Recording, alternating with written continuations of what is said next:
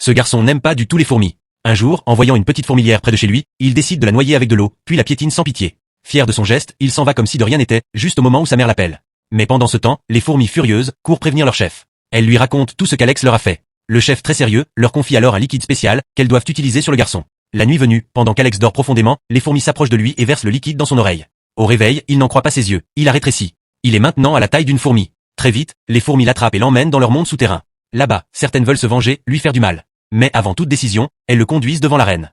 La reine fourmi le regarde longuement, puis déclare qu'Alex doit rester avec elle. Il devra vivre comme une fourmi, apprendre leur mode de vie, et comprendre ce qu'il leur a fait subir. Mais alors qu'il commence à s'habituer à cet univers minuscule, la fourmilière est attaquée par de redoutables insectes. Dans la panique, Alex en profite pour s'échapper, jusqu'à ce qu'il tombe sur une vieille bombe oubliée. Sans perdre une seconde, il l'allume. Une explosion lumineuse retentit, effrayant les envahisseurs qui s'enfuient aussitôt. Grâce à lui, la colonie est sauvée. Les fourmis se rassemblent autour de lui et le remercient avec chaleur. À ce moment-là, quelque chose change dans le cœur d'Alex. Abonne-toi pour la suite.